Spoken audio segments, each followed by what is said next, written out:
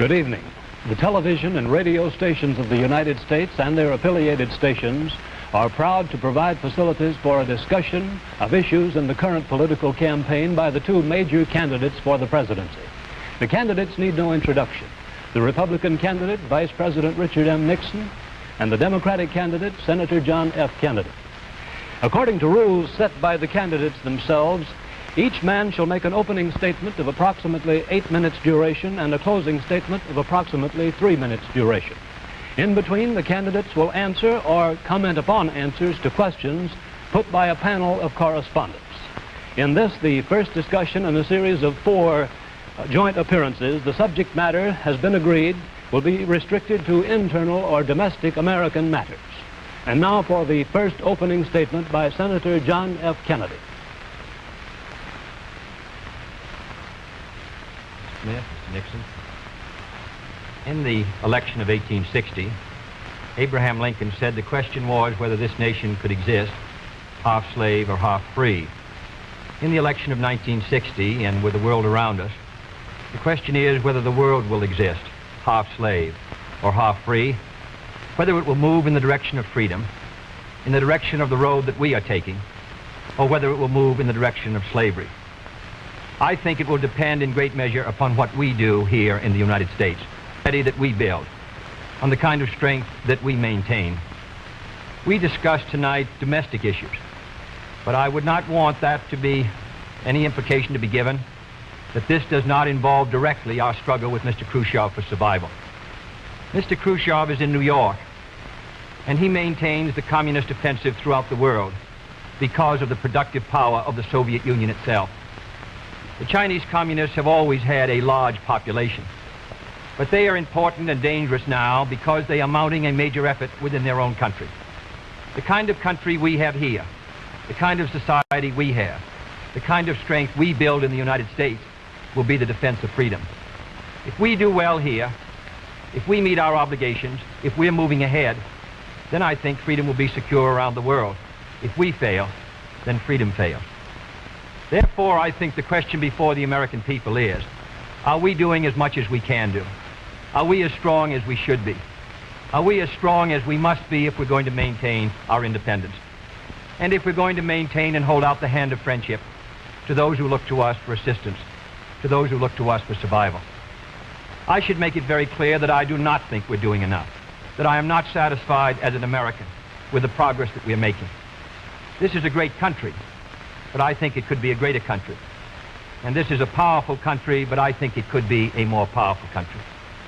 I'm not satisfied to have 50% of our steel mill capacity unused. I'm not satisfied when the United States had last year the lowest rate of economic growth of any major industrialized society in the world, because economic growth means strength and vitality. It means we're able to sustain our defenses. It means we're able to meet our commitments abroad. I'm not satisfied when we have over $9 billion worth of food, some of it rotting, even though there is a hungry world, and even though 4 million Americans wait every month for a food package from the government, which averages 5 cents a day per individual.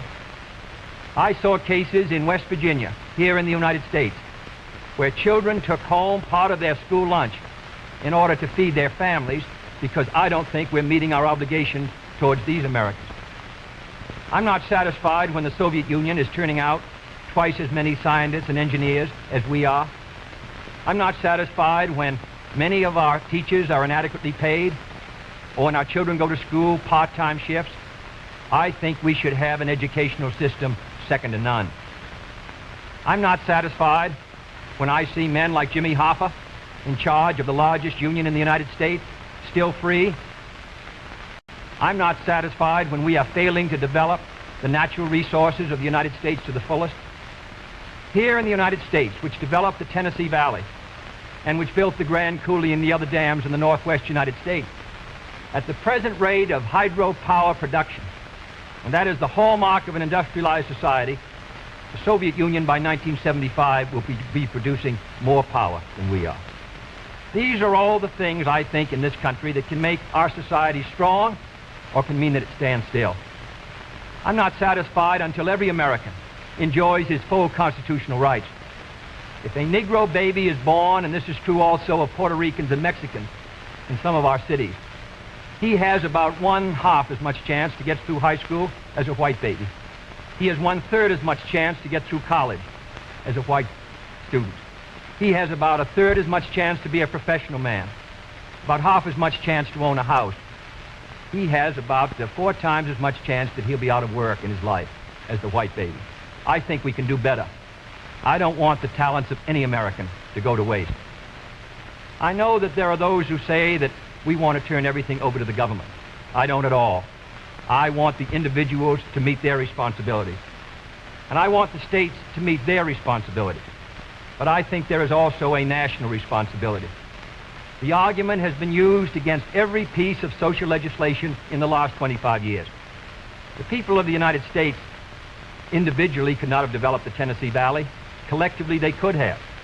A cotton farmer in Georgia, or a peanut farmer, or a dairy farmer in Wisconsin or Minnesota, he cannot protect himself against the forces of supply and demand in the marketplace, but working together in effective governmental programs, he can do so. 17 million Americans who live over 65 on an average Social Security check of about $78 a month. They're not able to sustain themselves individually, but they can sustain themselves through the Social Security system. I don't believe in big government, but I believe in effective governmental action. And I think that's the only way that the United States is going to maintain its freedom. It's the only way that we're going to move ahead. I think we can do a better job. I think we're going to have to do a better job if we are going to meet the responsibilities which time and events have placed upon us. We cannot turn the job over to anyone else. If the United States fails, then the whole cause of freedom fails. And I think it depends in great measure on what we do here in this country. The reason Franklin Roosevelt was a good neighbor in Latin America was because he was a good neighbor in the United States. Because they felt that the American society was moving again. I want us to recapture that image. I want people in Latin America and Africa and Asia to start to look to America, to see how we're doing things, to wonder what the President of the United States is doing, and not to look at Khrushchev or look at the Chinese communists. That is the obligation upon our generation. In 1933, Franklin Roosevelt said in his inaugural that this generation of Americans has a rendezvous with destiny. I think our generation of Americans has the same rendezvous. The question now is, can freedom be maintained under the most severe attack it has ever known? I think it can be. And I think in the final analysis, it depends upon what we do here. I think it's time America started moving again. And now the opening statement by Vice President Richard M. Nixon. Smith, Senator Kennedy. The things that Senator Kennedy has said, many of us can agree with. There is no question but that we cannot discuss our internal affairs in the United States without recognizing that they have a tremendous bearing on our international position. There is no question but that this nation cannot stand still because we are in a deadly competition, a competition not only with the men in the Kremlin, but the men in Peking. We're ahead in this competition, as Senator Kennedy, I think, has implied. But when you're in a race, the only way to stay ahead is to move ahead. And I subscribe completely to the spirit that Senator Kennedy has expressed tonight, the spirit that the United States should move ahead. Where then do we disagree? I think we disagree on the implication of his remarks tonight and on the statements that he has made on many occasions during his campaign to the effect that the United States has been standing still. We heard tonight, for example, the statement made that our growth in national product last year was the lowest of any industrial nation in the world. Now, last year, of course, was 1958. That happened to be a recession year. But when we look at the growth of GNP this year, a year of recovery, we find that it's 6 9/10% and one of the highest in the world today. More about that later. Looking then to this problem of how the United States should move ahead and where the United States is moving, I think it is well that we take the advice of a very famous campaigner, Let's look at the record. Is the United States standing still? Is it true that this administration, as Senator Kennedy has charged, has been an administration of retreat, of defeat, of stagnation? Is it true that, as far as this country is concerned, in the field of electric power, in all of the fields that he has mentioned, we have not been moving ahead? Well, we have a comparison that we can make. We have the record of the Truman administration of 7.5 years and the 7.5 years of the Eisenhower administration. When we compare these two records in the areas that Senator Kennedy has discussed tonight, I think we find that America has been moving ahead.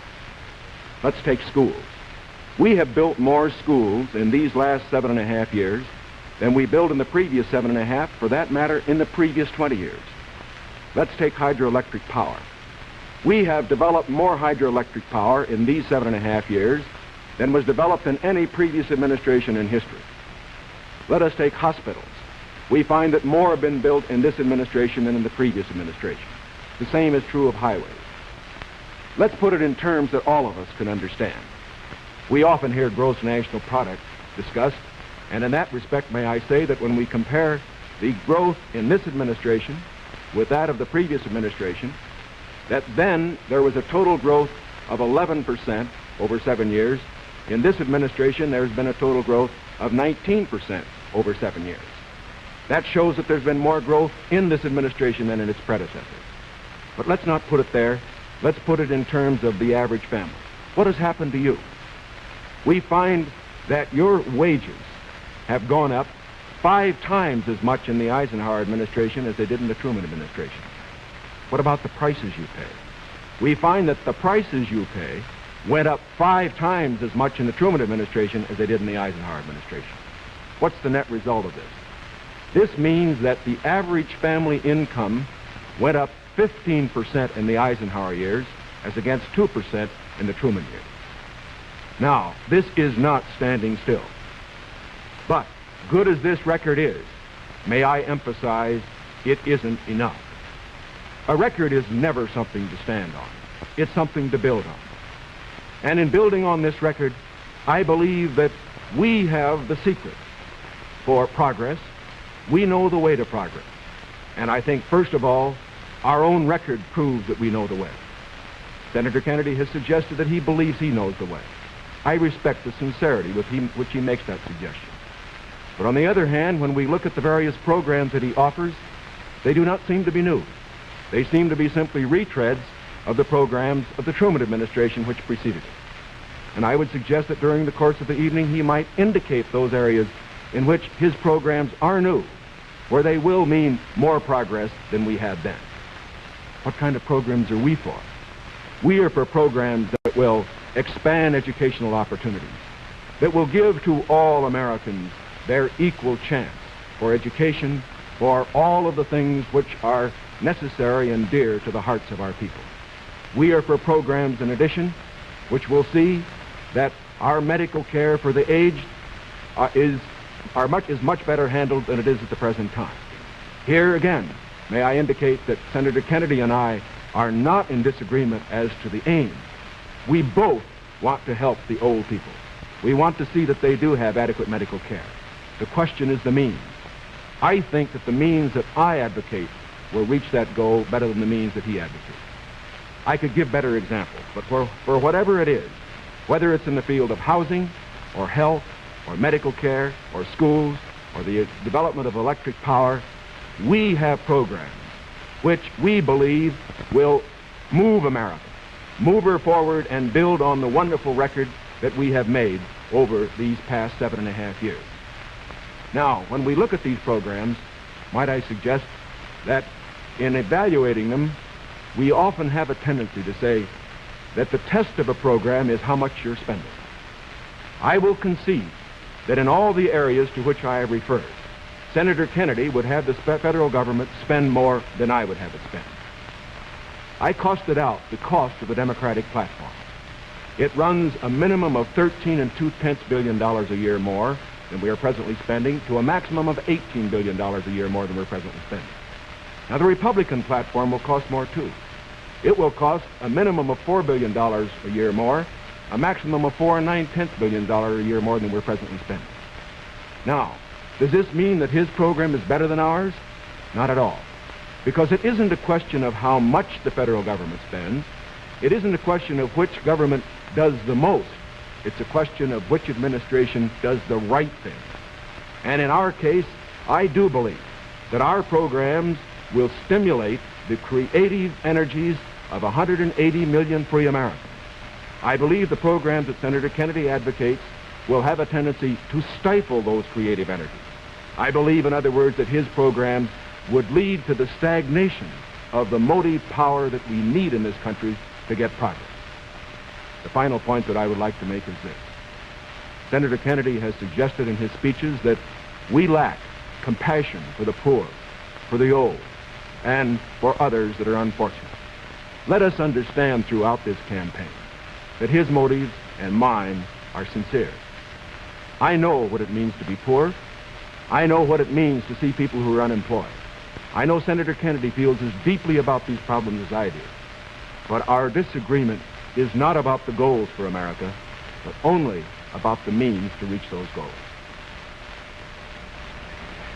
Thank you, Mr. Nixon. That completes the opening statements, and now the candidates will answer questions or comment upon one another's answers to questions put by correspondents of the networks. The correspondents. I'm Sandra Van Oker, NBC News. I'm Charles Warren, Mutual News. I'm Stuart Novin, CBS News. Bob Fleming, ABC News. The first question to Senator Kennedy from Mr. Fleming.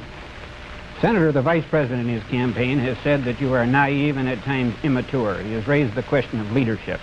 On this issue, why do you think people should vote for you rather than the Vice President? Well, the Vice President and I came to the Congress together. 1946, we both served in the Labor Committee.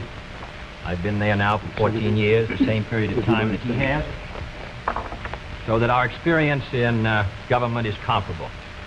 Secondly, I think the question is, what are the programs that we advocate? What is the party record that we lead? I come out of the Democratic Party, which in this century has produced Woodrow Wilson and Franklin Roosevelt and Harry Truman, and which supported and sustained these programs which I've discussed tonight. Mr. Nixon comes out of the Republican Party. He was nominated by it. And it is a fact that through most of these last 25 years, the Republican leadership has opposed federal aid for education, medical care for the aged, development of the Tennessee Valley, development of our natural resources. I think Mr. Nixon is an effective leader of his party. I hope he would grant me the same. The question before us is, which point of view and which party do we want to lead the United States? Mr. Nixon, would you like to comment on that statement? I have no comment. The next question, Mr. Novin.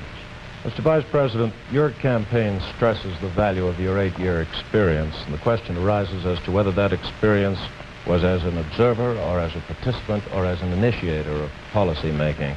Would you tell us, please, specifically what major proposals you have made in the last 8 years that have been adopted by the administration? It would be rather difficult to cover them in 2.5 minutes. I would suggest that these proposals could be mentioned. First, after each of my foreign trips, I have made recommendations that have been adopted. For example, after my first trip abroad, I strongly recommended that we increase our exchange programs, particularly as they related to exchange of persons of leaders in the labor field and in the information field. After my trip to South America, I made recommendations that a separate inter-American lending agency be set up, which the South American nations would like much better than to participate in the lending agencies which treated all the countries of the world the same. I have made other recommendations after each of the other trips. For example, after my trip abroad to Hungary, I made some recommendations with regard to the Hungarian refugee situation, which were adopted not only by the President, but some of them were enacted into law by the Congress. Within the administration, as a chairman of the President's Committee on Price Stability and Economic Growth, I have had the opportunity to make recommendations which have been adopted within the administration and which I think have been reasonably effective. I know Senator Kennedy suggested in a speech at Cleveland yesterday that that committee had not been particularly effective. I would only suggest that while we do not take the credit for it, I would not presume to, that since that committee has been formed, the price line has been held very well within the United States. Well, I would say in the latter that and that's what I found somewhat unsatisfactory about the figures, Mr. Nixon, that you used in your previous speech. When you talked about the Truman administration, Mr. Truman came to office in 1944 and at the end of the war, and difficulties that were facing the United States during that period of transition, 1946, when price controls were lifted. So it's rather difficult to use an overall figure of taking those 7.5 years and comparing them to the last 8 years. I'd prefer to take the overall percentage record of the last 20 years of the Democrats and the 8 years of the Republicans to show an overall period of growth. In regard to price stability, I'm not aware that that committee did produce recommendations that ever were certainly before the Congress from the point of view of legislation in regard to controlling prices. In regard to the exchange of students, of labor unions, I am chairman of the subcommittee on Africa, and I think that one of the most unfortunate phases of our policy towards that country was the very minute number of exchanges that we had. I think it's true of Latin America also. We did come forward with a program of students for the Congo of over 300, which was more than the federal government had for all of Africa the previous year. So that I don't think that we have moved, at least in those two areas, with sufficient vigor. The next question to Senator Kennedy from Mr. Warren. Senator Kennedy, during your brief speech a few minutes ago, you mentioned farm surpluses. I'd like to ask this. It's a fact, I think, that presidential candidates traditionally make promises to farmers. Lots of people, I think, don't understand why the government pays farmers for not producing certain crops, or paying farmers if they overproduce, for that matter. Let me ask, sir, why can't the farmer operate like the businessman who operates a factory? If an auto company overproduces a certain model of car, Uncle Sam doesn't step in and buy up the surplus. Why this constant courting of the farmer? Well, because I think that if the federal government moved out of the program and withdrew its support, then I think you would have complete economic chaos. The farmer plants in the spring and harvests in the fall. There are hundreds of thousands of them. They're not able to control their market very well. They bring their crops in or their livestock in, many of them about the same time. They have only a few purchasers that buy their milk or their hogs, few large companies in many cases, and therefore the farmer is not in a position to bargain very effectively in the marketplace. I think the experience of the 20s has shown what a free market could do to agriculture. And if the agricultural economy collapses, then the economy of the rest of the United States sooner or later will collapse. The farmers are the #1 market for the automobile industry of the United States. The automobile industry is the #1 market for steel.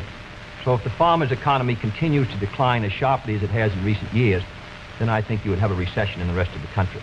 So I think the case for the government intervention is a good one. Secondly, my objection to present farm policy is that there are no effective controls to bring supply and demand into better balance. The dropping of the support price in order to limit production does not work.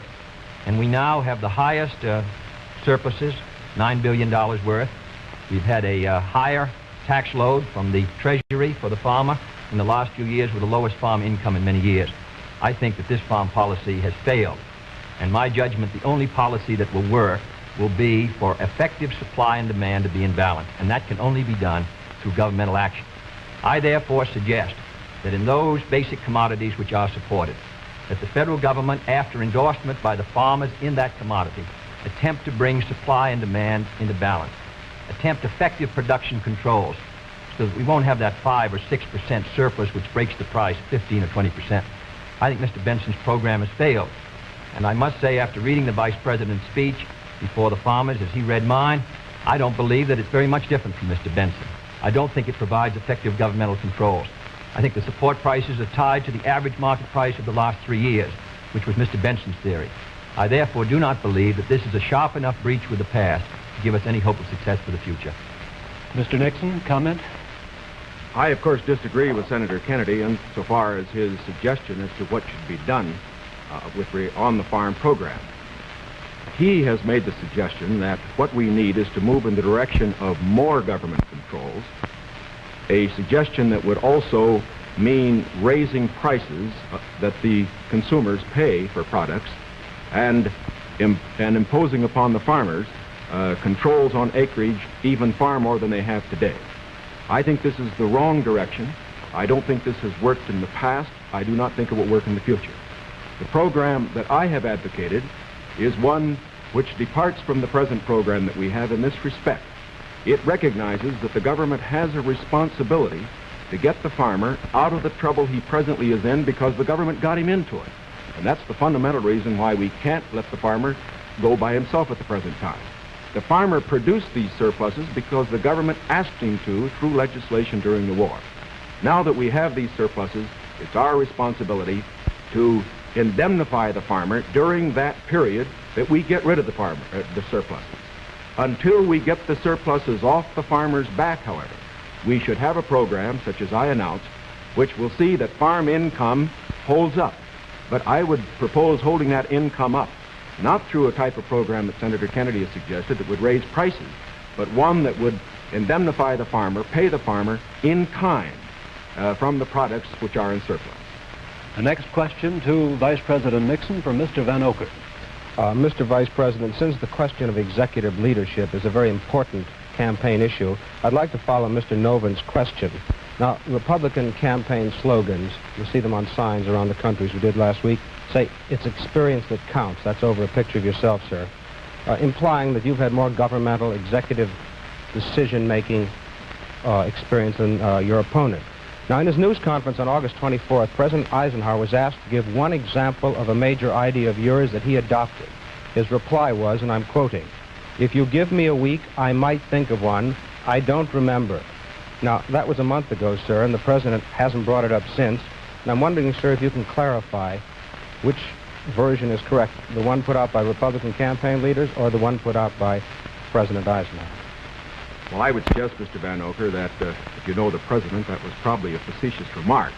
I would also suggest that insofar as his statement is concerned, that I think it would be improper for the President of the United States to disclose the instances in which members of his official family had made recommendations, as I have made them through the years, to him which he has accepted or rejected.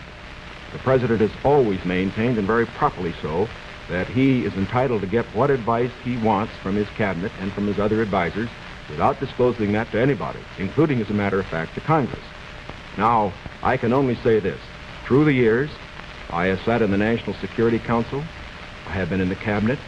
I have met with the legislative leaders.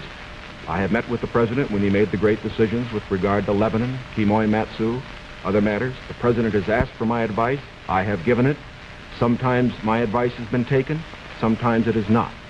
I do not say that I have made the decisions, and I would say that no president should ever allow anybody else to make the major decisions. The President only makes the decisions. All that his advisors do is to give counsel when he asks for it. As far as what experience counts and whether that is experience that counts, that isn't for me to say. I can only say that my experience is there for the people to consider. Senator Kennedy's is there for the people to consider. As he pointed out, we came to the Congress in the same year. His experience has been different from mine. Mine has been in the executive branch. His has been in the legislative branch. I would say that the people now have the opportunity to evaluate his as against mine, and I think both he and I are going to abide by whatever the people decide. Senator Kennedy? Well, I'll just say that the question is of experience, and the question also is what our judgment is of the future, and what our goals are for the United States, and what ability we have to implement those goals. Abraham Lincoln came to the presidency in 1860 after a rather little-known session in the House of Representatives, and after being defeated for the Senate in 58 and was a distinguished president. There is no certain road to the presidency. There are no guarantees that if you take one road or another that you will be a successful president. I have been in the Congress for 14 years. I have voted in the last 8 years. When the Vice President was presiding over the Senate and meeting his other responsibilities, I have met decisions over 800 times on matters which affect not only the domestic security of the United States, but as a member of the Senate Foreign Relations Committee. The question really is, which candidate and which party can meet the problems that the United States is going to face in the 60s? The next question to Senator Kennedy from Mr. Novens. Senator Kennedy, in connection with these problems of the future that you speak of and the program that you enunciated earlier in your direct talk, you call for expanding some of the welfare programs for schools, for teacher salaries, medical care, and so forth, but you also call for reducing the federal debt. And I'm wondering how you, if you're president in January, would go about paying the bill for all this? Does this mean that I did not advocate reducing the federal debt because I don't believe that you're going to be able to reduce the federal debt very much in 1961, 2, or 3. I think you have heavy obligations which affect our security, which we're going to have to meet. And therefore, I've never suggested we should be able to retire the debt substantially or even at all in 1961 or 2. Senator, I believe in one of your speeches you suggested that reducing the interest rate would help toward... No, not reducing the interest. Reducing the interest rate, in my judgment, the hard money, tight money policy, fiscal policy of this administration has contributed to the slowdown in our economy, which helped bring the recession of 54, which made the recession of 58 rather intense, and which has slowed somewhat our economic activity in 1960. What I have talked about, however, the kind of programs that I talk about, in my judgment, are fiscally sound. Medical care for the aged, I would put under Social Security. The Vice President and I disagree on this. The program, the Javits-Nixon or the Nixon-Javits program, would have cost, if fully used, $600 million by the government per year and $600 million by the state. The program which I advocated, which failed by 5 votes in the United States Senate, would have put medical care for the aged in Social Security and would have been paid for through the Social Security system and the Social Security tax. Secondly, I support federal aid to education and federal aid for teachers' salaries. I think that's a good investment. I think we're going to have to do it. And I think to heap the burden further on the property tax, which is already strained in many of our communities, will ensure, in my opinion, that many of our children will not be adequately educated and many of our teachers not adequately compensated. There is no greater return to an economy or to a society than an educational system second to none. On the question of the development of natural resources, I would pay as you go, in the sense that they would be balanced and the power revenues would bring back sufficient money to finance the projects, in the same way as the Tennessee Valley. I believe in the balanced budget, and the only conditions under which I would unbalance the budget would be if there was a grave national emergency or a serious recession. Otherwise, with a steady rate of economic growth, and Mr. Nixon and Mr. Rockefeller in their meeting said a 5% economic growth would bring by 1962 $10 billion extra in tax revenues. Whatever is brought in, I think that we can finance essential programs within a balanced budget if business remains orderly. Yes, I think what Mr. Noble was referring to was not one of Senator Kennedy's speeches, but the Democratic platform, which did mention cutting the national debt. I think, too, that it should be pointed out that, of course, it is not possible, particularly under the proposals that Senator Kennedy has advocated, either to cut the national debt or to reduce taxes. As a matter of fact, it will be necessary to raise taxes. As Senator Kennedy points out, that as far as his one proposal is concerned, the one for medical care for the aged, that would be financed out of Social Security. That, however, is raising taxes for those who pay Social Security. He points out that he would make pay-as-you-go be the basis for our natural resources development. For our natural resources development, which I also support incidentally, however, whenever you appropriate money for one of these projects, you have to pay now and appropriate the money, and while they eventually do pay out, it doesn't mean that the government doesn't have to put out the money this year. And so I would say that in all of these proposals Senator Kennedy has made, they will result in one of two things. Either he has to raise taxes or he has to unbalance the budget. If he unbalances the budget, that means you have inflation, and that will be, of course, a very cruel blow to the very people, the older people that we've been talking about. As far as aid for school construction is concerned, I favor that, as Senator Kennedy did in January of this year, when he said he favored that rather than aid to teacher salaries. I favor that because I believe that's the best way to aid our schools without running any risk whatever of the federal government telling our teachers what to teach. The next question to Vice President Nixon from Mr. Warren. Mr. Vice President, you mentioned schools. It was just yesterday, I think you asked for a crash program to raise education standards. And this evening you talked about advances in education. Mr. Vice President, you said it was back in 1957 that salaries paid to school teachers were nothing short of a national disgrace. Higher salaries for teachers, you added, were important, and if the situation wasn't corrected, it would lead to a national disaster. Yet you refused to vote in the Senate in order to break a tie vote when that single vote, if it had been yes, would have granted salary increases to teachers. I wonder if you could explain that, sir. I'm awfully glad you got that question, because as you know, I got into it at the last, and my other question wasn't able to complete the argument. I think that the reason that I voted against having the federal government pay teacher salaries was probably the very reason that concerned Senator Kennedy when in January of this year in his kickoff press conference he said that he favored aid for school construction, but at that time did not feel that there should be aid for teacher salaries. At least that's the way I read his remarks. Now, why should there be any question about the federal government aiding teacher salaries? Why did Senator Kennedy take that position then? Why do I take it now? We both took it then, and I take it now for this reason. We want higher teacher salaries. We need higher teacher salaries. But we also want our education to be free of federal control. When the federal government gets the power to pay teachers, inevitably, in my opinion, it will acquire the power to set standards and to tell the teachers what to teach. I think this would be bad for the country. I think it would be bad for the teaching profession. There is another point that should be made. I favor higher salaries for teachers.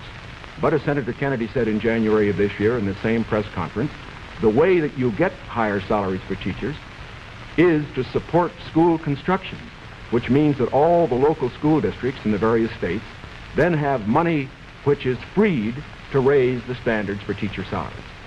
I should also point out this. Once you put the responsibility on the federal government for paying a portion of teacher salaries, your local communities and your states are not going to meet the responsibility as much as they should. I believe, in other words, that we have seen the local communities in the states assuming more of that responsibility. Teacher salaries, very fortunately, have gone up 50% in the last 8 years, as against only a 34% rise for other salaries. This is not enough. It should be more. But I do not believe that the way to get more salaries for teachers is to have the federal government get in with a massive program. My objection here is not the cost in dollars.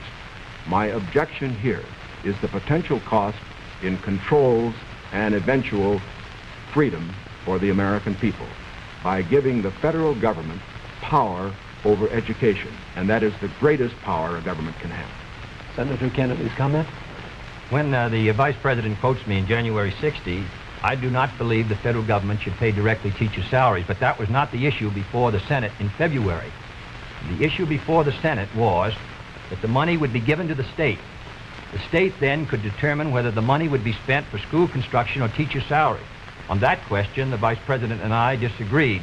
I voted in favor of that proposal and supported it strongly because I think that that provided assistance to our teachers for their salaries without any chance of federal control. And it is on that vote that Mr. Nixon and I disagreed, and his tie vote defeated. His breaking the tie defeated the proposal. I don't want the federal government paying teachers' salaries directly. But if the money will go to the states, and the states can then determine whether it shall go for school construction or for teachers' salaries, in my opinion, you protect the local authority over the school board and the school committee. And therefore, I think that was a sound proposal, and that is why I supported it, and I regret that it did not pass. Secondly, there have been statements made that the Democratic platform would cost a good deal of money, and that I'm in favor of unbalancing the budget. That is wholly wrong, wholly in error, and it is a fact that in the last 8 years, the Democratic Congress has reduced the request for the appropriation by over $10 billion. That is not my view, and I think it ought to be stated very clearly on the record. My view is that you can do these programs, and they should be carefully drawn within a balanced budget if our economy is moving ahead. The next question to Senator Kennedy from Mr. Van Oker.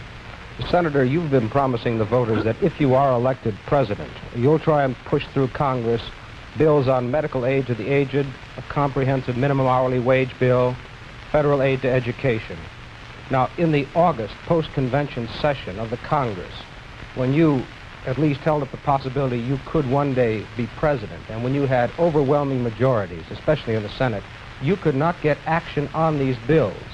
Now, how do you feel that you'll be able to get them in January if you weren't able to get them in August? If I may take the bills, we did pass in the Senate a bill to provide a $1.25 minimum wage. It failed because the House did not pass it, and the House failed by 11 votes. And I might say that 2/3 of the Republicans in the House voted against a $1.25 minimum wage, and a majority of the Democrats sustained it. Nearly 2/3 of them voted for the $1.25. We were threatened by a veto if we passed $1.25. It's extremely difficult, with the great power that the president does, to pass any bill when the president is opposed. All the president needs to sustain his veto of any bill is 1/3 plus 1 in either the House or the Senate. Secondly, we passed a federal aid to education bill in the Senate. It failed to come to the floor of the House of Representatives. It was killed in the Rules Committee. And it is a fact in the August session that the 4 members of the Rules Committee who were Republicans, joining with 2 Democrats, voted against sending the aid to education bill to the floor of the House. 4 Democrats voted for it. Every Republican on the Rules Committee voted against sending that bill to be considered by the members of the House of Representatives. Thirdly, on medical care for the aged. This is the same fight that's been going on for 25 years in Social Security. We wanted to tie it to Social Security. We offered an amendment to do so. 44 Democrats voted for it. 1 Republican voted for it. And we were informed at the time it came to a vote that if it was adopted, the President of the United States would veto it. In my judgment, a vigorous Democratic president, supported by a Democratic majority in the House and Senate, can win the support for these programs.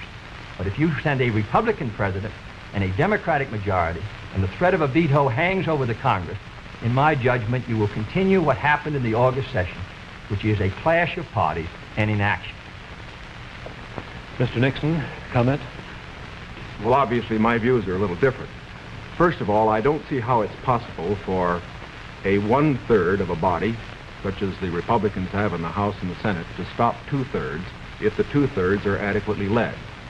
I would say, too, that when Senator Kennedy refers to the action of the House Rules Committee, there are 8 Democrats on that committee and 4 Republicans.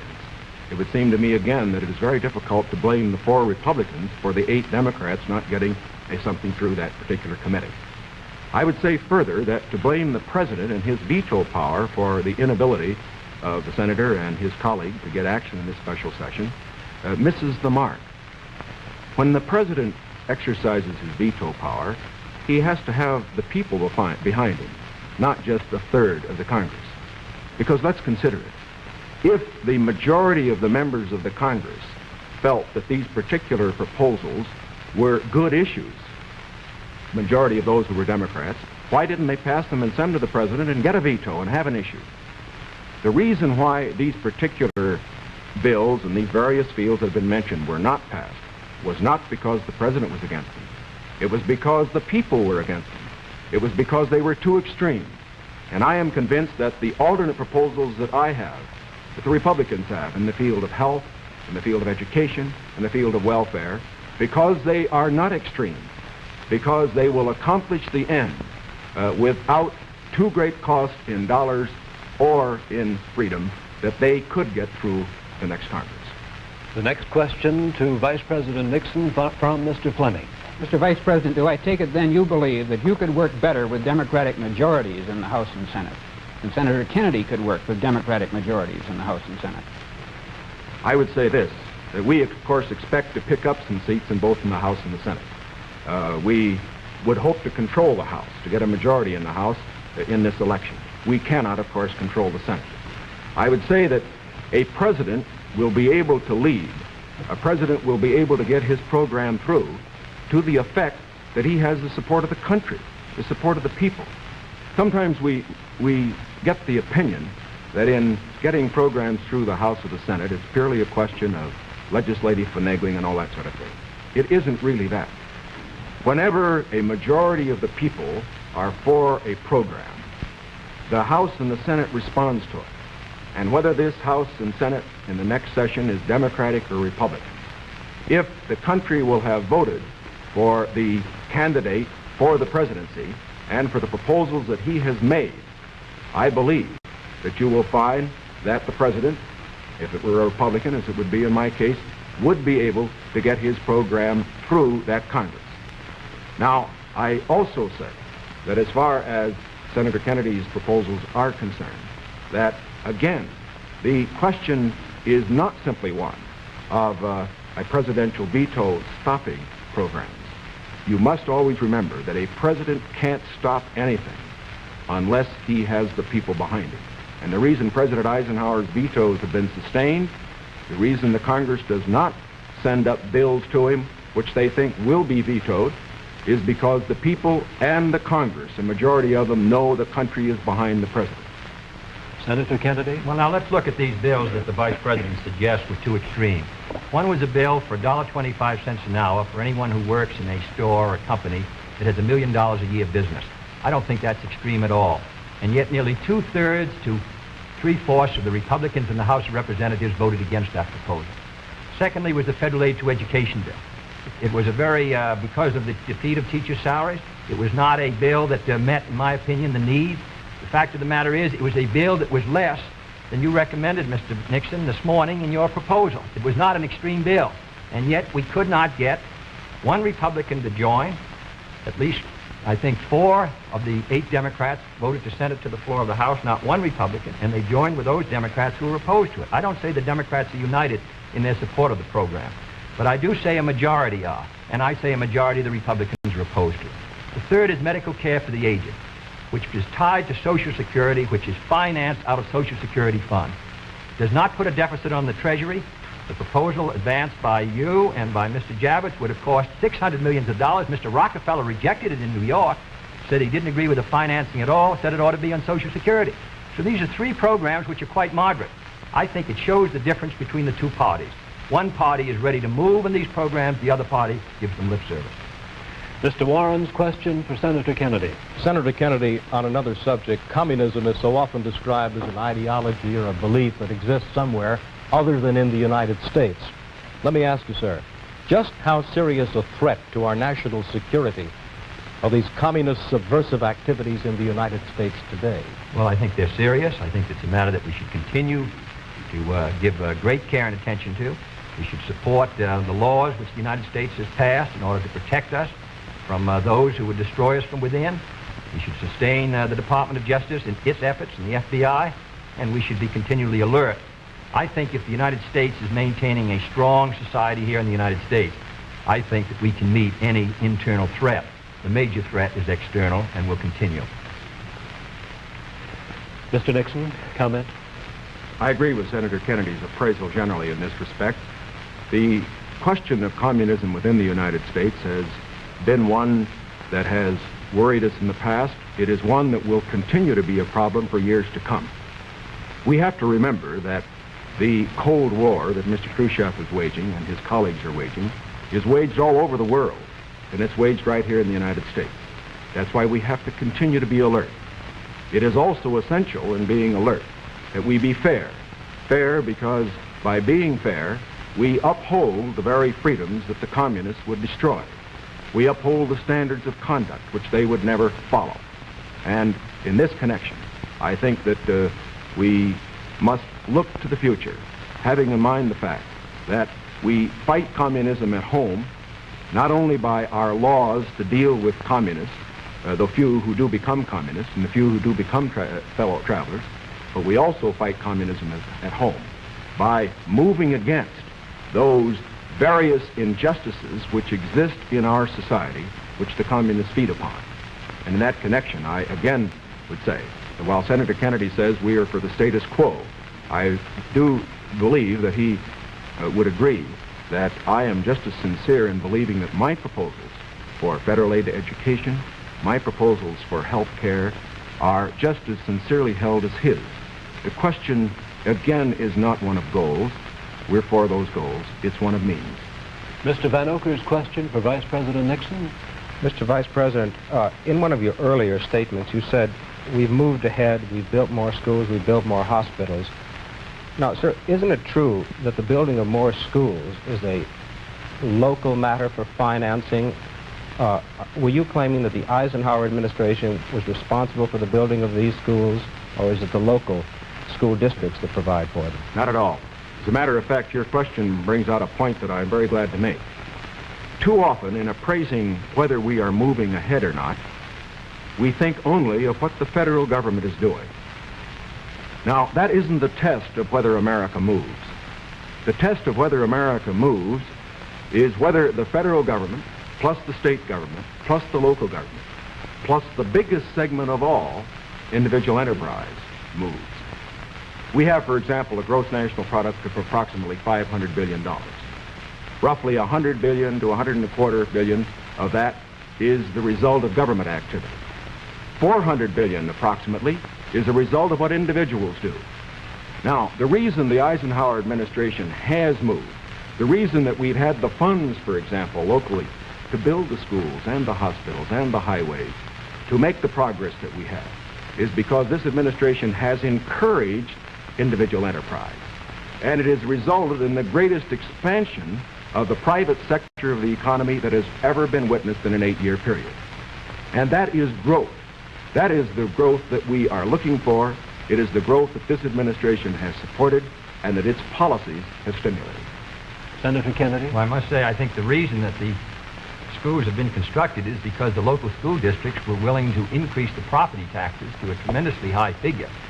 In my opinion, almost the point of diminishing returns in order to sustain these schools. Secondly, I think we have a rich country, and I think we have a powerful country. I think what we have to do, however, is have the president and the leadership set before our country exactly what we must do in the next decade if we're going to maintain our security in education, in economic growth, in development of natural resources. The Soviet Union is making great gains. It isn't enough to compare what might have been done 8 years ago, or 10 years ago, or 15 years ago, or 20 years ago. I want to compare what we're doing with what our adversaries are doing, so that by the year 1970, the United States is ahead in education, in health, in building, in homes, in economic strength. I think that's the big assignment, the big task, the big function of the federal government. Can I have the summation time, please? We've completed our questions and our comments, and in just a moment we'll have the summation time. This will allow 3 minutes and 20 seconds for the summation by each candidate. 3 minutes and 20 seconds for each candidate. Vice President Nixon, will you make the first summation? Thank you, Mr. Smith. Senator Kennedy, first of all, I think it is well to put in perspective where we really do stand with regard to the Soviet Union in this whole matter of growth. The Soviet Union has been moving faster than we have, but the reason for that is obvious. They start from a much lower base.